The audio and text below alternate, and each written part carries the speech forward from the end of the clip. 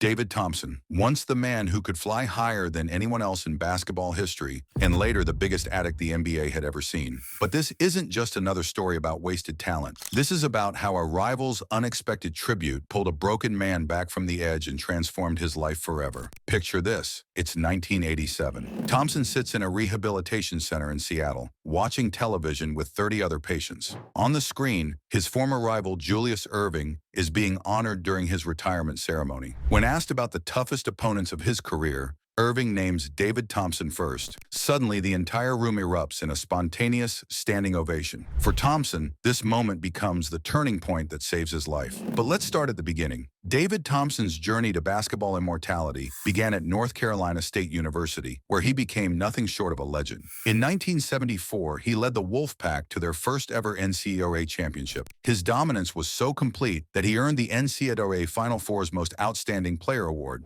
Thompson collected accolades like trophies: two-time College National Player of the Year in 1974 and 1975, three-time consensus first-team All-American from 1973 to 1975, three-time ACC Player of the Year. His number 44 jersey remains the only one retired in NC State men's basketball history. What made Thompson special wasn't just his skill, it was his otherworldly athleticism. His incredible vertical leap earned him the nickname Skywalker and made him basketball's premier dunker in the 1970s. But Thompson didn't just excel at existing aspects of the game, he fundamentally changed it. Alongside teammate Monty Toe, Thompson pioneered the alley-oop pass, a play that has since become a basketball staple. Their coach, Norm Sloan, incorporated this revolutionary play specifically to showcase Thompson's leaping ability. Michael Jordan later said that the whole meaning of vertical leap began with David Thompson. Thompson wasn't just improving on existing skills, he was forcing the entire sport to evolve. When Thompson turned professional in 1975, he made history again. He became the first overall pick in both the ABA draft by the Virginia Squires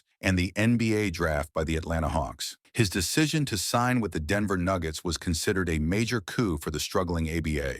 Thompson immediately proved his worth, earning ABA Rookie of the Year honors while averaging 26 points per game. He also won MVP at the 1976 ABA All-Star Game, though he finished second to Julius Erving in the league's first dunk contest. When the ABA merged with the NBA, Thompson's dominance continued. He averaged over 20 points per game for 6 straight seasons and became a 4-time NBA All-Star. His achievements included All-NBA first-team honors in 1977 and 1978, plus MVP of the 1979 NBA All-Star Game. This made him the only player in basketball history to win MVP awards in both ABA and NBA All-Star games. The pinnacle of Thompson's career came on April 9, 1978, during the final day of the regular season. In a desperate battle for the NBA scoring title against George Gervin, Thompson delivered a legendary performance. He scored 73 points against the Detroit Pistons, setting a new Nuggets single-game record and establishing an NBA record for points in a quarter with 32. This scoring explosion ranks among the highest individual performances in NBA history, but triumph turned to heartbreak that same evening. George Gervin, needing 58 points to secure the scoring title, scored 63 points against the New Orleans Jazz. Gervin won the scoring crown by the narrowest margin in league history, just 0.07 points per game. For Thompson, this day became a perfect metaphor for his entire career. He achieved something monumental, yet the ultimate prize slipped away by a fraction. This pattern of almost would define much of his professional life. Thompson's success reached its financial peak in 1978 when he signed a 5-year, $4 million contract, making him the highest-paid team sports athlete in history at that time. However, this validation of his superstar status became a source of immense pressure. Thompson later reflected that the pressures of being a superstar or whatever, sometimes you fall back on some vices. This overwhelming burden set the stage for his personal struggles. The turning point came during the 1979-80 season when Thompson suffered a foot injury, likely plantar fasciitis. This injury limited him to just 39 games and triggered his downward spiral. Thompson confirmed the connection between his physical setback and substance abuse, noting that the injury led to feelings of loneliness and isolation. For an elite athlete whose identity is tied to physical ability, this injury created a profound void. While Thompson had first tried cocaine during the 1976 ABA Finals as a pick-me-up after his grueling rookie season, the 1979 injury transformed occasional use into a debilitating daily habit.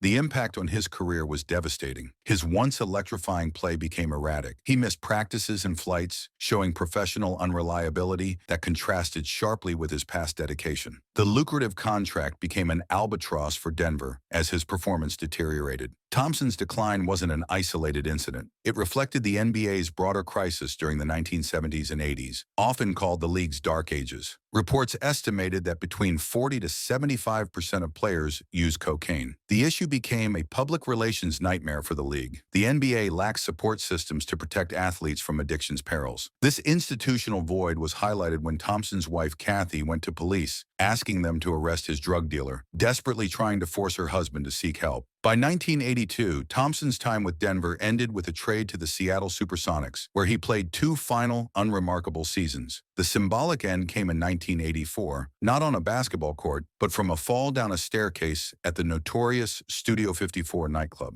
This incident resulted in a severe knee injury that effectively ended his playing career at just 29 years old. Thompson's rock bottom arrived in 1987. After years of substance abuse and professional decline, he was arrested for a crime related to his addiction. He found himself in the North Rehabilitation Center in Seattle, having been granted permission to be there instead of jail after a local pastor advocated on his behalf. It was in this setting that Thompson's past confronted his present. On television, Julius Erving was being honored during his retirement ceremony. When asked about his toughest opponents, Erving named David Thompson first. The impact was immediate and profound. Thompson reflected on the irony. There Dr. J was, a man whose career paralleled with mine. Here he was on TV getting his acclaim, and here I was in jail getting mine. But the moment became transformative when the other patients in the room gave Thompson a spontaneous standing ovation. For a man consumed by loneliness and shame, this communal recognition from his peers in recovery provided powerful social validation.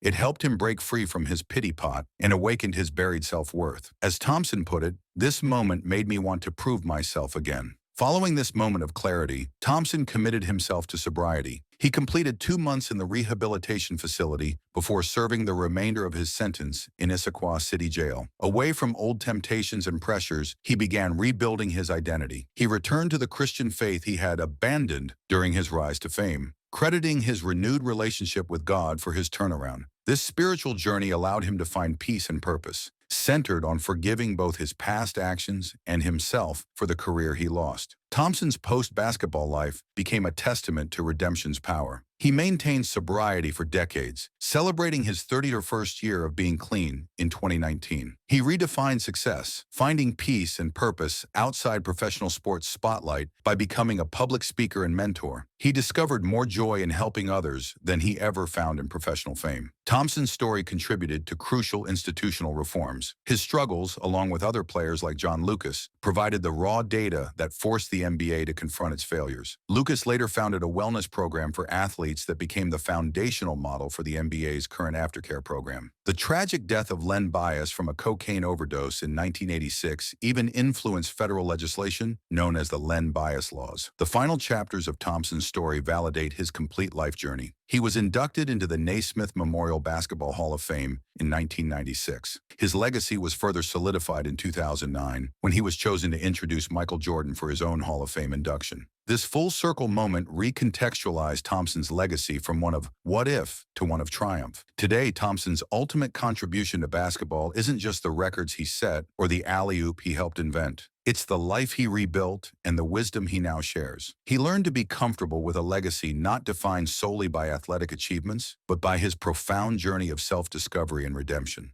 David Thompson became a living symbol of a new definition of greatness, one that includes the capacity for change and the quiet strength to transform personal failure into a powerful story of hope.